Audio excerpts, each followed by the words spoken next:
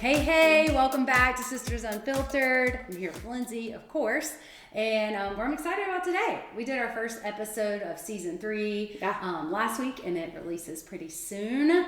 And as we're recording this, I know it's kind of weird timing as far as like when we do podcasts, when they come out, that kind of thing. But hey, before we get started, we would love for you to like, share, comment, whatever you want to do just to get the word out. It's funny because we keep hearing from like people we had no idea listen to our podcast, and they'll come up and say something, and it always like makes me happy because I have no idea. I know. Like Lindsey looks at some of this stuff, but I don't know if you have in a while. So we really don't know who's listening. We kind of just talk and put it out there. Yeah, we do. I never know actually who's listening. I see numbers when I go to upload our podcast, but I try not to look at that too much just because, or our episodes. I try not to look at it too much just because it doesn't really matter ultimately to me as long as the Lord is using us. And just by some of you stopping us, randomly and saying that you miss our podcast or you were encouraged by something we said, that's enough. Yeah. Like even if it's one person, that's enough. But I will say my post I posted yesterday, at this point, this will be a few weeks later for you guys, but I posted a kind of a funny clip of some funny things that we've said and laughed about. And we had a few comments. We did. I think that's the first time in a while.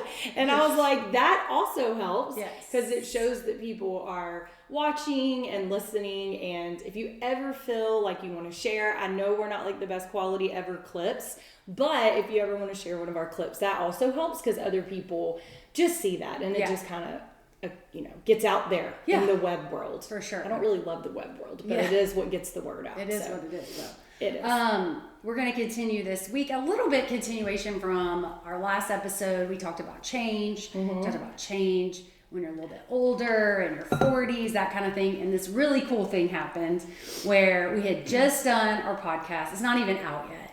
And then we have a group of women that we meet with once a month, and we go through a book. It's faith-based, that kind of thing. It's super cool because we're not from the same organization, if you will. We're not from the same church. We're not from the same community, and I guess school district maybe. But even people can come who aren't. Yeah. So it's really cool. It's very different. It is different. So we're sitting around, and our person who hosts that group, she kind of asked this question about what did you learn over Christmas, I think she said, and what could you do better at, or something like that. Right? Yeah. And so one of the first ladies spoke up, and she literally talked about the exact same thing we talked about in our podcast. And it was the day before was when we recorded that podcast, that episode. Yeah.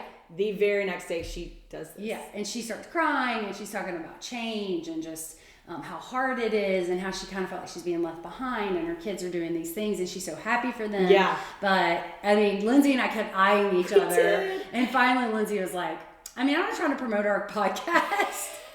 But we just talked about this very thing. And I think it was just confirmation that it truly is a subject that people deal with and are kind of struggling with, and women maybe at our age trying to figure out what change looks like, how to handle it, how to have a good perspective on it. Yes. So anyway, if you didn't listen to that, go back and listen. Yeah, I loved it. I thought it was really good. And maybe it's because it's my season of life, and I'm not going through as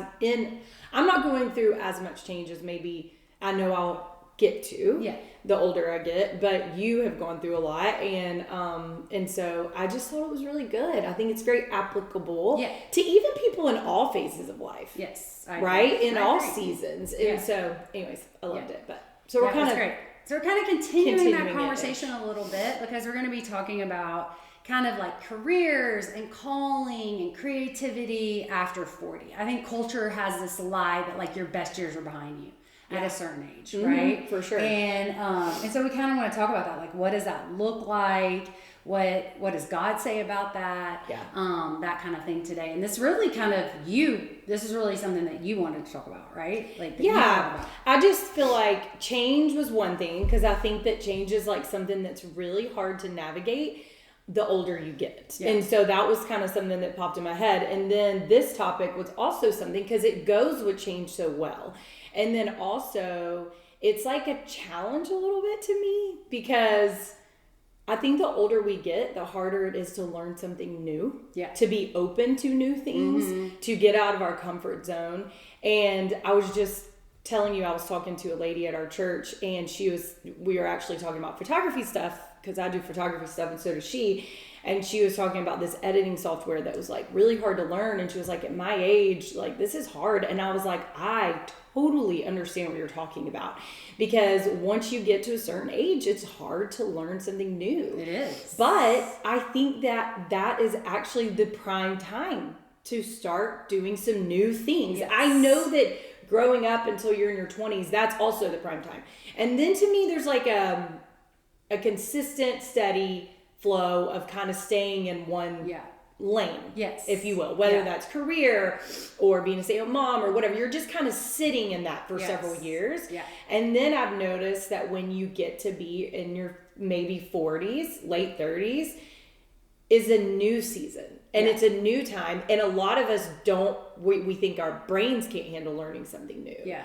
Or we don't want to like be vulnerable and put ourselves out there. Yes. Because you that's can right. see that, like, okay, well, you might fail at it, but you learn and you get back up, or you might succeed. You know, like, I think you just get nervous about what that looks like. I think that the older you get and you see people succeed and fail, it's a lot harder to have courage to do new things and to put yourself out there. Whereas, like, when you're younger, you're so brave, you're naive. Yeah. You don't know any different. You don't. You just think, like, I can do that. Yeah. The world is your oyster. It's like the time that actually my mom had this, like, it's like a vase? Not really a vase. Like pottery? Pottery, yeah. Okay. Kimberly literally just told this story to somebody the other day. Mom paid so much money for this thing, okay? It was like a fruit and it sat on like a but it was like podium. ceramic.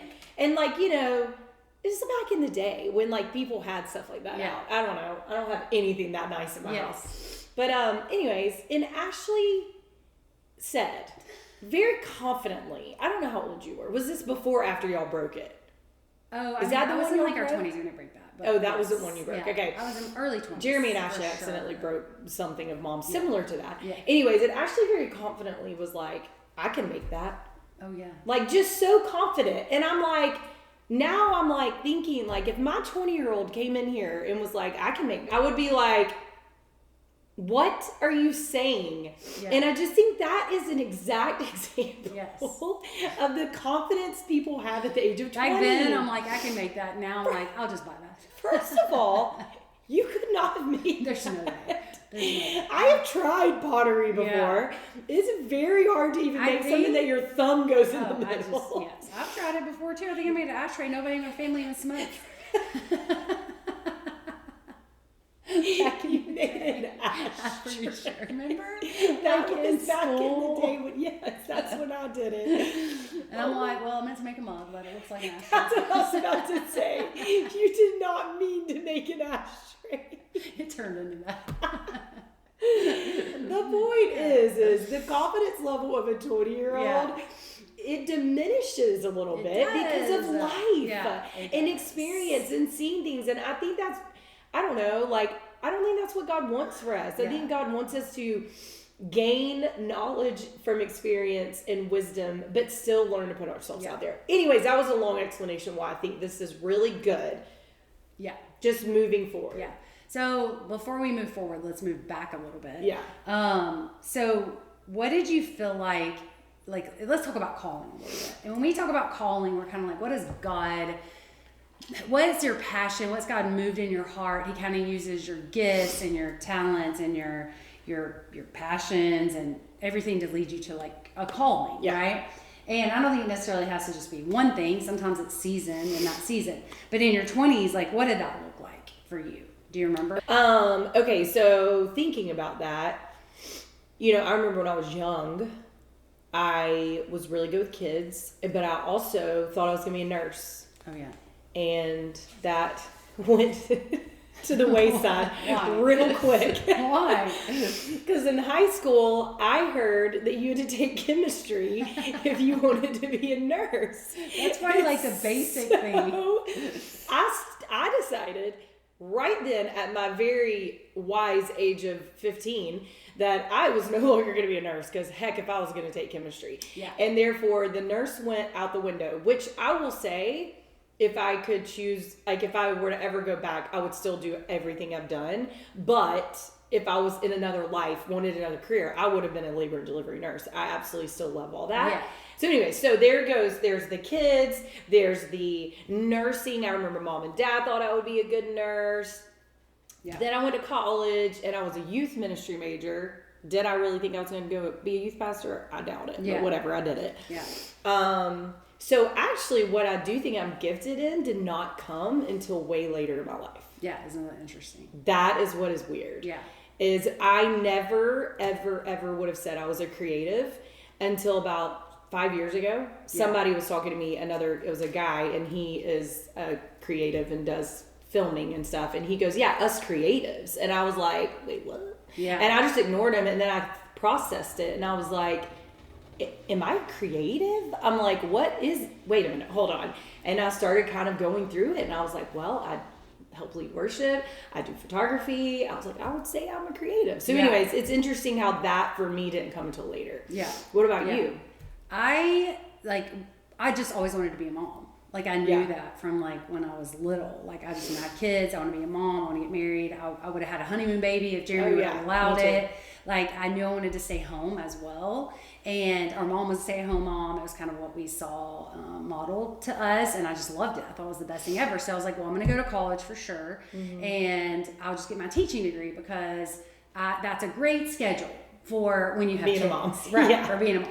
And now teaching has changed so much. I think it's so much more than your schedule is so much busier than it was back then. It was back then. Yeah. Anyway, so I went, got my teaching degree, loved every second of college, not necessarily what my, career path was. Did student teaching, actually didn't love it. Hello, that's your last semester of which your 4 years. That should flip.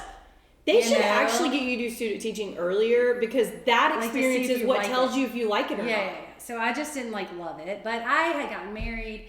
We did get pregnant with Tyler a year into. So I never actually have used my teaching degree. So sorry, Dad. But I honestly was just solely focused on having babies and raising those kids. Mm-hmm. And Jeremy was in ministry and people would be like, oh, do you feel called to be a pastor's wife? And I'm like, no. I'm like, I've never felt that, called. Have always loved the local church. I've always loved ministry. I love being involved. I grew up being involved in local church and love Jesus and my relationship with him. But when people would say do you feel called to be a pastor's wife? I'm like, no. And we had a mentor tell us one time and that kind of made me nervous about Jeremy being a pastor. I didn't feel called because then it was some pastor's wives sang and played the piano and all this stuff.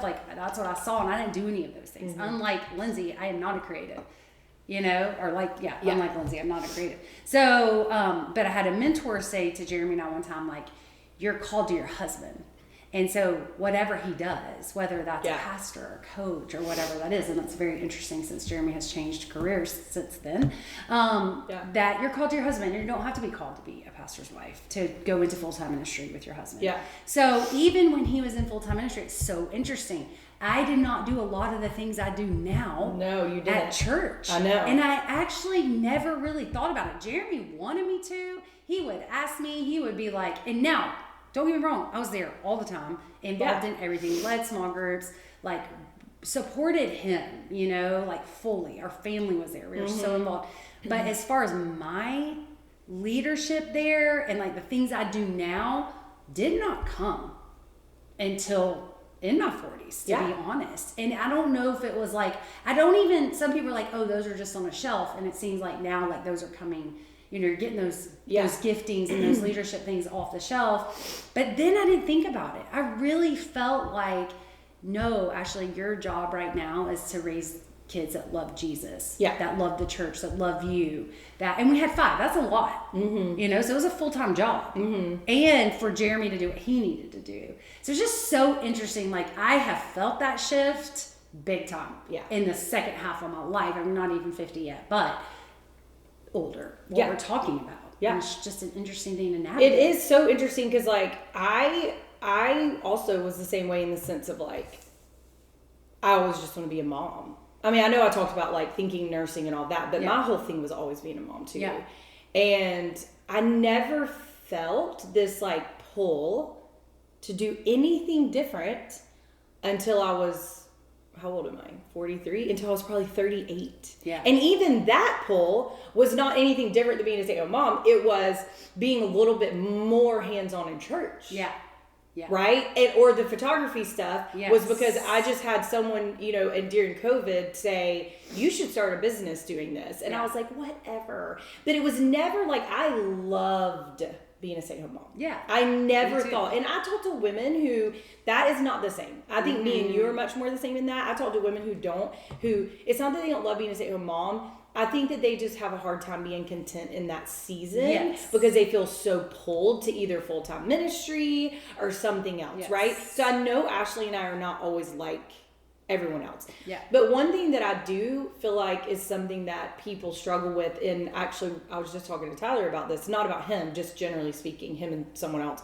And I was like, I think the struggle that I see in a lot of people is being content in the season they're in.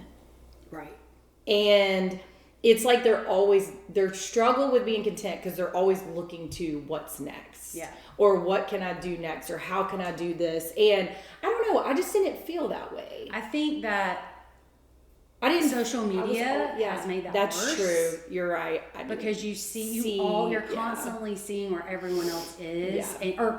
That's a lie too. It's not everyone, first of all. No. But you're thinking, I'm not where I should be. So it makes you discontent in your season. I agree. Because you're like, oh my gosh, well, they have this and they're doing this and they're way farther along than I am. And their house is nicer. Yes. And I see this a lot in like 20 to 30 year olds. Like when I talk to them, like they just, it doesn't matter. They're all in different seasons, but they all feel like they should be in the next season. Yeah. And I just think, social media culture, we have so much knowledge, and it feeds that. It does. Like not being content.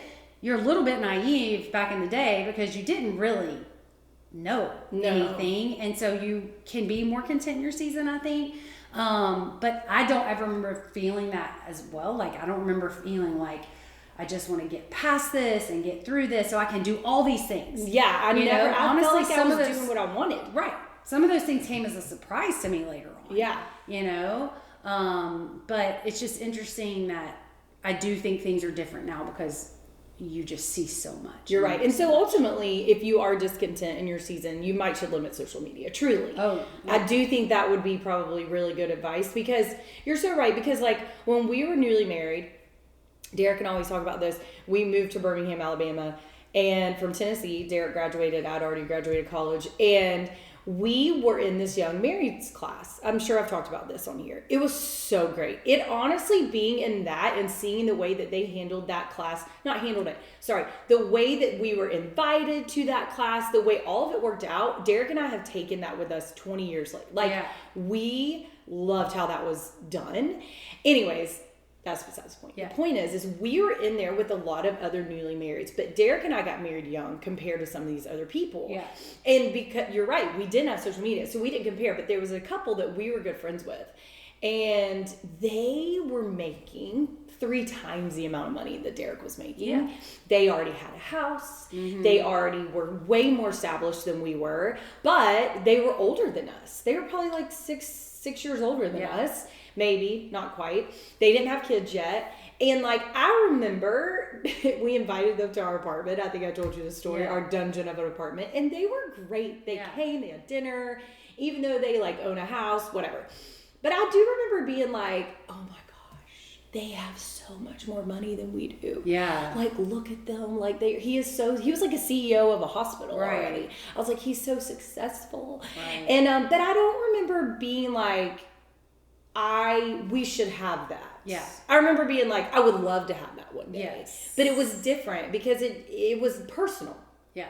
It wasn't something I'm seeing online. Mm-hmm. You know what I'm saying? So anyways, it's just interesting. But yeah, I think that what we forget is that there's seasons of life, and it's okay to be so happy where you're at. Yeah. But what we have to do is not always want to be somewhere else.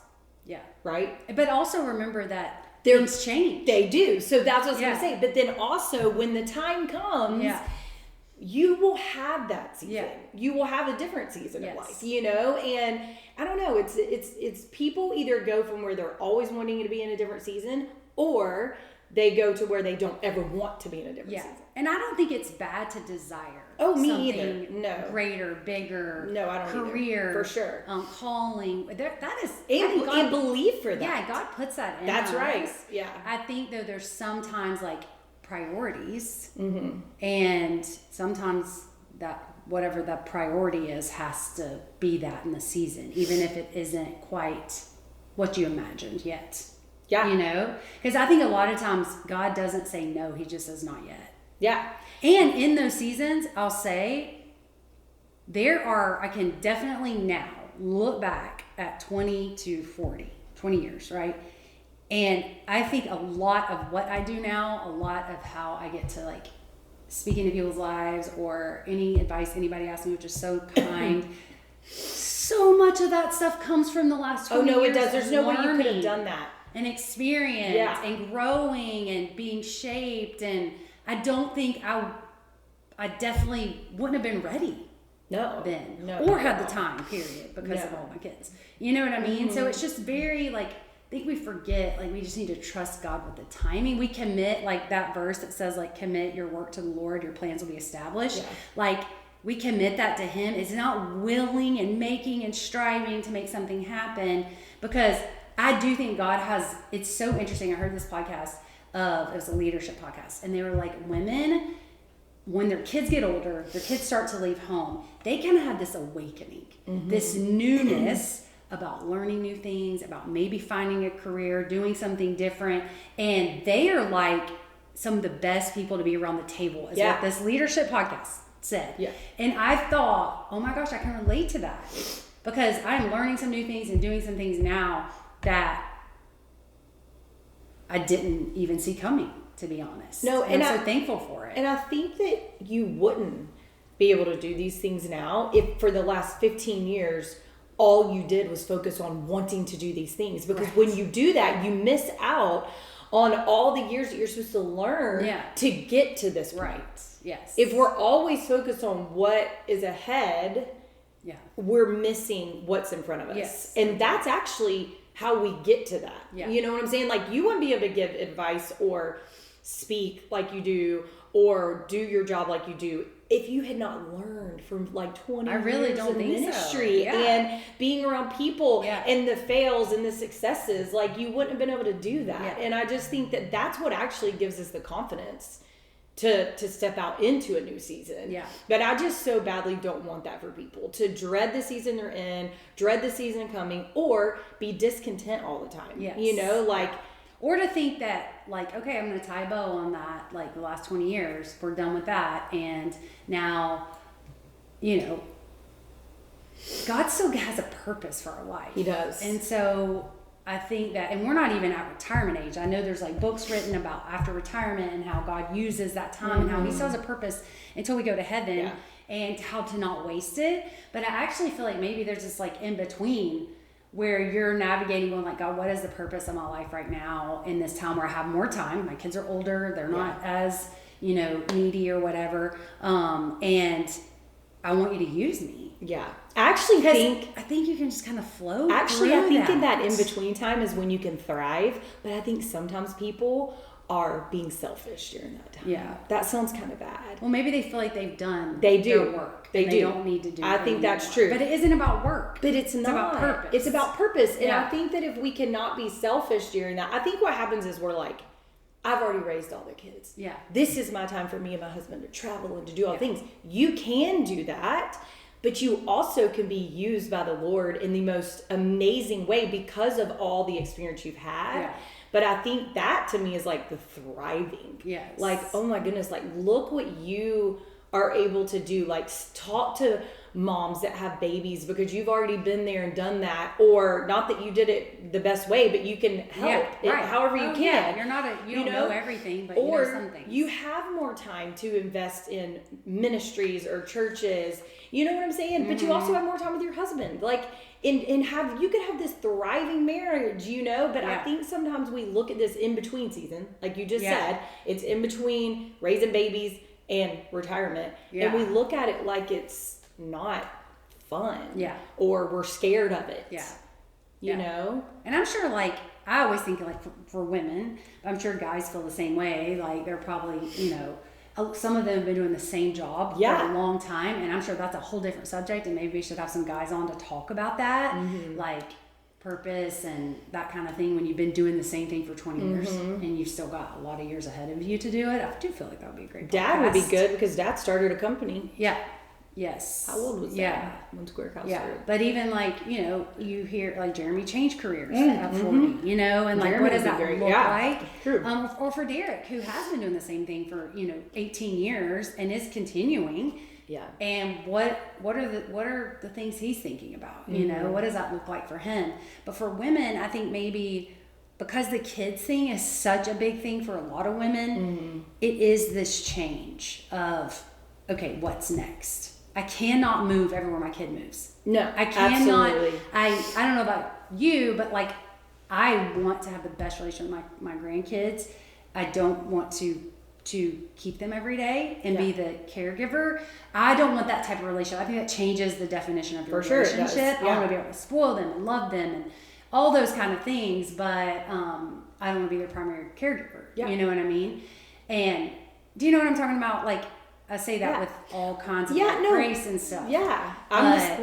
We came from the same mom. Yeah. We're the same. We're the same in this. So, but like so if, the kids is not your primary focus, then what does God have for you? You know? And so what does that look like for you? And let's be honest, it's unhealthy, ladies, if your kids are your primary focus, I personally think, in this season of life. Well, I think it hurts your marriage. I think it hurts you and what God's called you to be. Because you're just not solely called to be a mom. Yes. I'm not talking about, my kids are still mostly home, but I'm saying like I see women who all their kids graduate and they leave the home and they are obsessed and they bend over backwards for their grandkids. They bend over backwards for their kids. They pretty much don't have a marriage because all they want, they're enabling their kids. Yeah. Anyways, whatever. That's a whole other story. But I'm just saying, like, there's so much more. And that's where I think this calling, purpose, creativity kicks in. What does that look like? Like you said about 38, you started, there were some new things. Like just we talked about that verse in our last episode about God doing some new things in Isaiah. Yeah. But what are some new things that you feel like God started revealing to you? How did you know it was Him? Were you praying about those? Like, what did that look like? Yeah. I just think, like, for me, like, I think the key in all of this is being very open to what does the Lord have for you, even when you're uncomfortable. Like, I've always, like, sang, but I'm not, like, this amazing singer. And I know that. I don't mean a pity party on me at all. It's just, I know that I'm not to the caliber of some. And then, in my 30s, Jeremy, when he was still pastoring, needed someone else to sing on the stage, mainly for worship purposes. Right. And that made me nervous. Like, I actually, through the process of being back on a worship team, realized that I was never great at anything growing up, and I actually think it's because I would quit when I got nervous. Yeah. And I would not push through nerves. But I would have never known that about myself had in my mid-30s I did not say yes to being on a worship team. Yeah. Doing some things that made you nervous. Doing something that made me nervous. And I really, really had to learn how to push through. And I'm going to tell you, at 35, however old I was, that's hard. Yeah. It's really hard. Yeah. And so that was something that started like mid-30s, continued on to where then I was like actually leading worship, which was very nerve-wracking for me. Mm-hmm. Photography, that definitely was something that was one of those, I'm very confident myself and I can do this situations like we just talked about. Yeah. And I did start doing it, but I didn't do it for work. I just took y'all's pictures and whatever. Anyways, and that was as a grown adult. Like, I took an online class.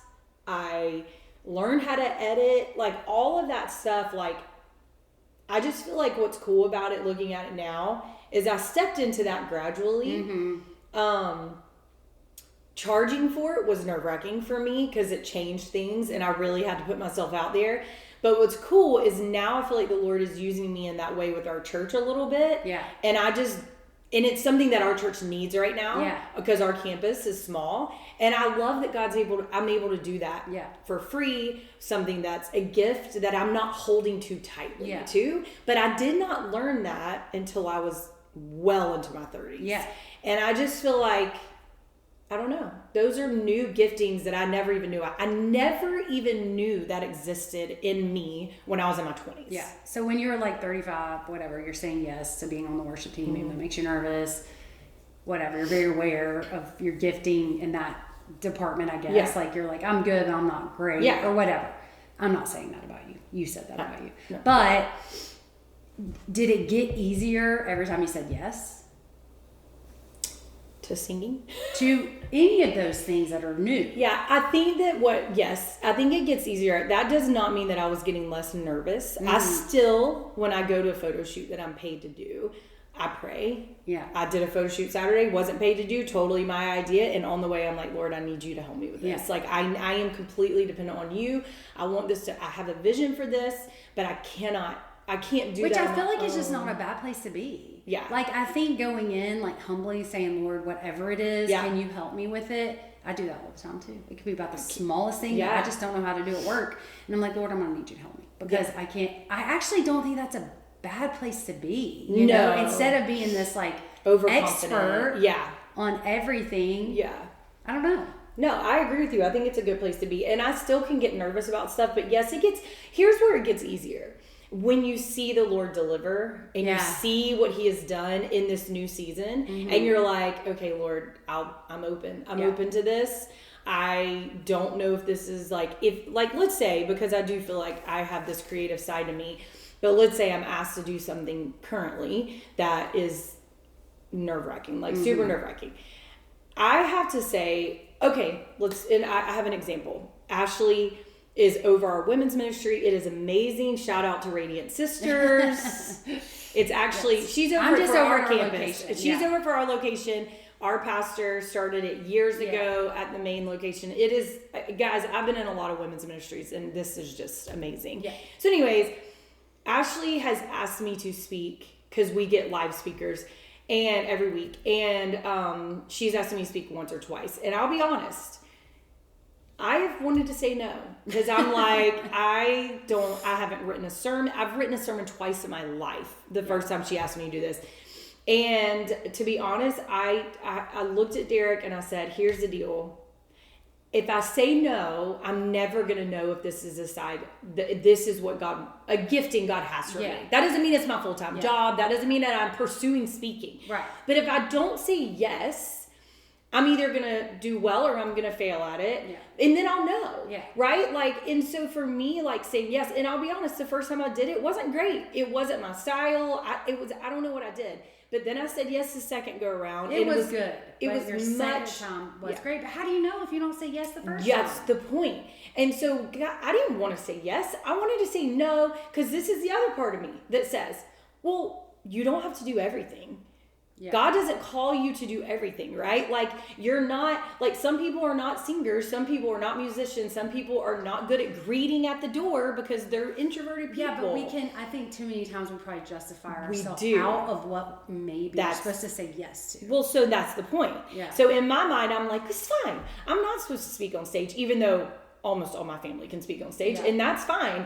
And I was telling myself that, but then when Ashley asked me, I was like, okay, I have to do this if the Lord is presenting this opportunity to me. And that doesn't mean, it just gives me an idea if this is something that I not necessarily am called to do, but is something that I can do for the church. I think that too, like if you're sitting there and you're thinking, I don't have any giftings, I don't know what I want to do, I do want to feel purpose, because you will start to feel fulfillment, and that's what keeps you going. But if you're sitting there being like, I think a great thing to say is like, God, will you open up a door for an opportunity? Yeah. And when that happens, you have to say yes. That is the thing. He's not going to force you to do it, but you have to say yes. And I do think sometimes you have to put yourself in situations where that might be an opportunity. I do think serving in a church, you get to have a lot of fulfillment in serving somewhere. And sometimes God opens your eyes to things you're not good at and things you're good at. Yeah. And you're passionate about when you put yourself out there to serve. And you know what? You know? It's okay if you get out there, you try it, and you don't do well at it. Oh, just check it off the list. Yes. That was not your thing. Right. No one thinks anything about it. And it's funny you're saying that about the church, because we were part of this young men's service league at the high school, and we ended up quitting. I did it for 6 years. Ashley did it for 6 years. I quit after the first semester. Yeah. Now, to my defense, it was the year my mom died. But also, here's the thing that's interesting is we would talk about this, and we're like, because it is a huge time commitment. Yeah. I feel like it's a time suck, but it's a time commitment, okay? And it's good. It's good. It's volunteering with your son. It's like special moments. But the thing that Ashley and I talked about that was so interesting is a lot of those women, not all of them, but a lot of them, they don't have another outlet where they serve with their kids, the community, or volunteers. So Young Men's Service League is their outlet. Yeah. We have church. Yeah. We are serving with our kids. I mean, over Christmas, I was on the stage and singing, and Derek was drumming, and Parker was playing the guitar, and Tyler's leading worship. Like, I have a lot of opportunities to serve with my kids at church. So if you are ever looking for a place to fulfill those, like I don't know, nudges, church is the place. Yeah. Because like I said, like those women were putting all their time into Young Men's Service League, which is good. It's not bad, but you're not getting the same as you would if you were doing that at a church. Yeah. I don't think. Yeah, the end goal is a little bit different. Well, it's different in the sense of like if you're at a church, you're getting something back out of it because you're getting filled with the word and all kinds of things. But we're doing what God's called us to do. That's right. You know, which goes back to purpose and fulfillment and those sort of things, you know. Yeah. And I think we get fearful and scared to step out and try something new, you know, or do something. But even if you have kind of that desire, I really feel like God puts that in you. Yeah. I don't have a desire to pick up a camera and take a picture like you. Yeah. I just don't. I don't even hardly ever get my phone out to take a picture. Yeah. So like, that's not, but there are other things I feel like God's put me in it, and I get kind of excited about it, and I might not be great at it. I might have to learn a lot of things about it, but I'm like, that seems like something I might want to do. Like, I think God puts those things in us. He does to do. But then sometimes God puts things in us that we have to push through. Like when you start a new job. Yeah. At the age of, how old were you when you started this job 3 years ago? 42? 44, yeah. I don't know how old you're. 44? I'm 47. Whatever. The point is that when Ashley started this new job, she's walking into something. I do think that God has given her so many giftings for this job, but you had to learn all those new systems. Well, first of all, I had to have a resume. I mean, what? I'm like, worked at the dry cleaners when I was 16 years old. Led mops in West Palm Beach. But I didn't get paid for it. I'm like, how does raising 5 kids sound? Can Jeremy be my reference? Right. Literally, can my dad be my reference? I actually need to pull back my resume and look at it because it's probably so embarrassing. But I'm like, obviously there are things that transition into the workplace from like raising kids and being in life and doing things like that. But it's funny because I actually, if you would have asked me back in the day when I was raising kids, oh, will you work full time? I would have been like, never. Oh my gosh, never will work full time. And God just opened up a door. It's been such a blessing in a lot of different ways. Yeah. But y'all talk about learn new things. I had several times those first few months where I wanted to just cry. Which says a lot about Ashley. Yeah, I'm not a crier, first of all. But second of all, I'm like, I have no idea what I'm doing. And especially when it comes to technology. It's just like, I didn't need those skills. No. I just needed to check my email. Yes. And you didn't even really need to do that. Yeah, I'm like, who's email? It's just like the school. You know, and like but I did, like, I feel like God helped me, and I had to like self-talk a little bit, like, Ashley, you can do this. Yeah.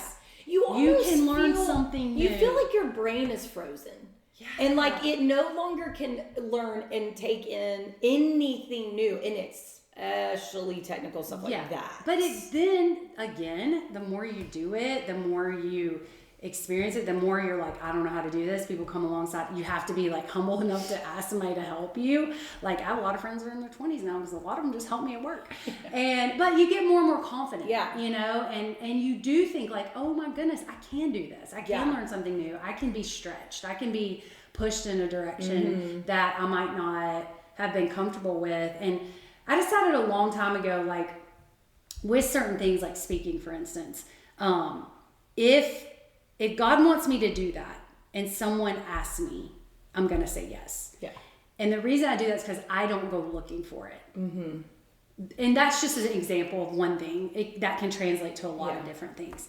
And there are times where I don't want to say yes. Mm-hmm. You know, like I want to say no or whatever. And I'm like, no, God, that's that. I feel like if you've opened the door, that's you. And I need to be obedient in that.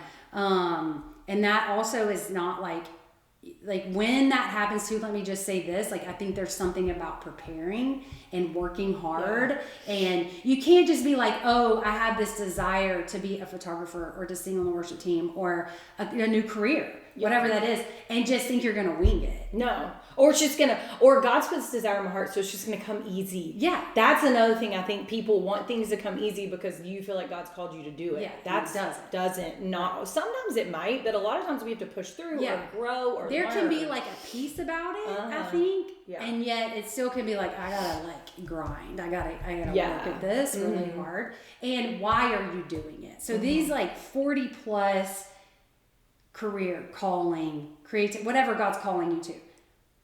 It has to be, I think the foundation has to be like, God, what do you have for me? Yeah. Like, what is my purpose in this season? And I want you to use me, and I want to be used for your kingdom. Mm-hmm. And when you start with that foundation, I think God does open up doors.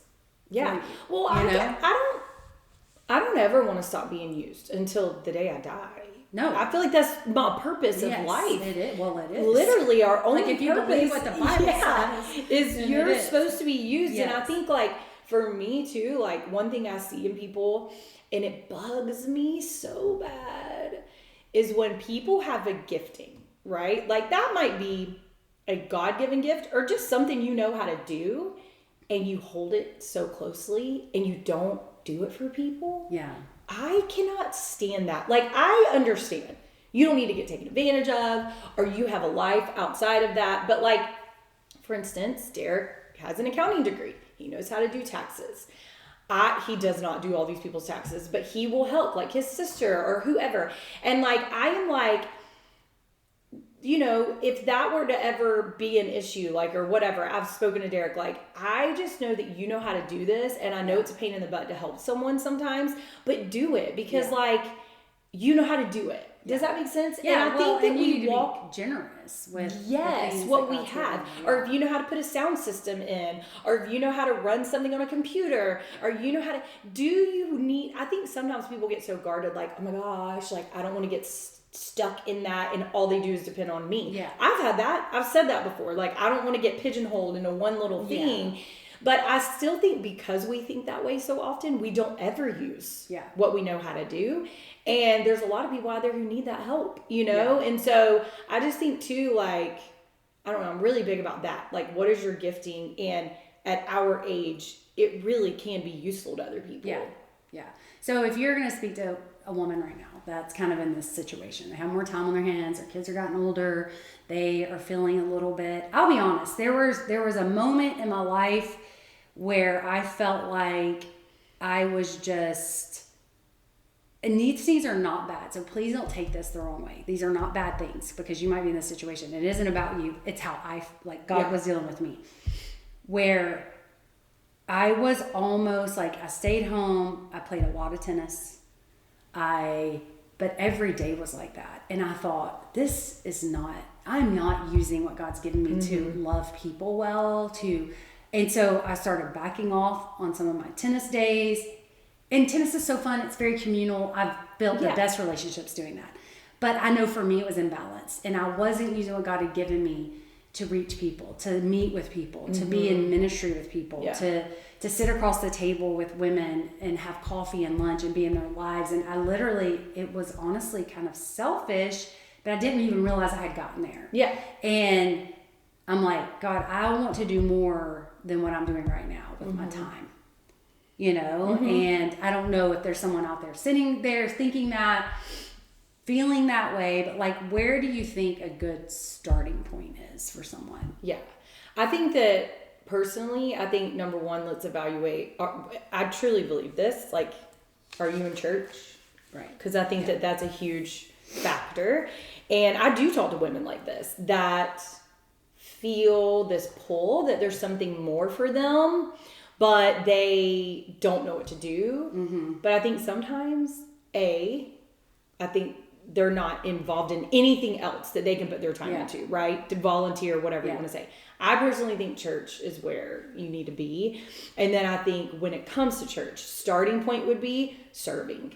Yeah. And just get out there and serve. Whatever it is, talk to whoever it is who's over all the opportunities to serve and start serving. Because we, as people who are heavily involved in our church, or Ashley's on staff, those people you see. Yeah. The people who start serving. We see those people. Yeah. And then if God has giftings in them, the leaders of your church start seeing that in them. Yeah. Do you know what I'm saying? So I just think, like, obviously pray and ask the Lord. I mean, really the biggest starting point would be like, Lord, I'm willing to do whatever it is you want me to do. But then truly being open to that. And I think that's something that we struggle with, is being open. Yeah. And I think God is so gentle and loving with beginnings. Yeah. You know, like, He's not, you don't have to put all that pressure on yourself or whatever, but it's just like those small steps in that direction. And God has a lot of grace. And I think sometimes too, I know for me, sometimes I'm like, well, I need this figured out. Yeah. I'm 45 years old. Like, I need this all figured out, but you don't necessarily. No. You know? We went through just real quick. We went through a season of time where we were in between churches. And so we were just going to this one church in Austin, knew we weren't going to land there because it was like kind of far from our house. But just until we felt like the Lord had a place for us. And so it wasn't really an option for me to like serve there, because I knew that that wasn't where we were going to land. Yeah. And so just for anyone who's in that situation of like, I'm not in a church where I can serve right now or whatever, I really felt this pull of like, I need to do something. I started looking like at children's hospitals to like serve there, like maybe like go rock babies, and I started pulling up all different ways, or the high school, different ways that I could serve. Now, I filled out an application for the hospital. I actually had an appointment to go talk to them, but the Lord shut the door on that. Not with them, actually with me. Yeah. I felt like the Lord, because I was very open, like, what do you want me to do right now? I feel like I need some purpose, but church is not an option right now. And the Lord shut the door on that, and I don't remember what else, but I was very open to what God had. Yeah. And so I think that that's also the key, because if it's not church, if you're not able to serve in church, there's other ways that you can create. We talk about that a lot too, just because that's our story, you know? But there's ways you can like feel purpose and calling, like. Yeah. And I just want to encourage anyone's listening that you can make a difference. Like, yes, you can make a difference. You know, God has put relationships and people, and I love that, like, we can see Jesus in the Bible. He is making a difference, and he's in ministry, and he's healing, and he's praying for people, and he's in situations. He does it along the way. Yeah. So whatever you're doing, like, you can make a difference along the way. Yeah. You know? And I think that a lot of people think that they like can't make a difference because maybe they're not as far in their walk with the Lord, or they did some stupid stuff or whatever. And that is also not true. Yeah. Look at all the people in the Bible. They murdered people. They slept with many people's wives. Yeah. And the Lord still used them. Yeah. And I think that's another thing, because that's what I was thinking earlier, is like, I could see some people being like, I don't know if I need to do that because I don't know if I'm to that level. And I'm like, you let God be the person to decide that. Yeah. You know? For sure. And so, like, whatever it is, you know? Yeah. But anyways, I just think that it's important that we're open to whatever God has for us. Yes. I think that at all any of us, age, at any age. And I also think God has a lot for he has a calling on every single person and purpose for them in all different seasons. Yeah. And it might change like it did for us. Yeah. It changed. Yeah. We were called to be saved. And it might change again. I mean, it probably will. Yes, for sure. Yeah. And as long as I think our hands are open and we're humbly saying, Lord, we will step out in faith and do what you want. Just let us know what to do. Yeah. I think the stepping out in faith is a huge part too. Yeah, that's good. Okay, well, I hope that's helped somebody today. Thank you. And we're doing a new thing. We started last week called Confession of the Week. Yep. Lindsey went last episode. We don't have to talk about what I did. Yes, we'll just keep that there. You got to go back to listen to it. Leave it there, that episode. Yeah. I don't need any phone calls or messages. Yeah. Writing in. So my confession of the week, this is hard actually. Actually today was thinking, why did we say we were going to do this? Because the Lord is telling us to step out in faith. Yes. Okay. So mine, like honestly, I could probably confess a lot of things this week, to be honest. There's been some rough goes. But I was thinking about this, and I think it may just be conviction of the Holy Spirit. I don't know. But have you ever just wanted to avoid people? Avoid people? Yeah. Oh, yeah, for sure. And so in my line of work, it's all about people.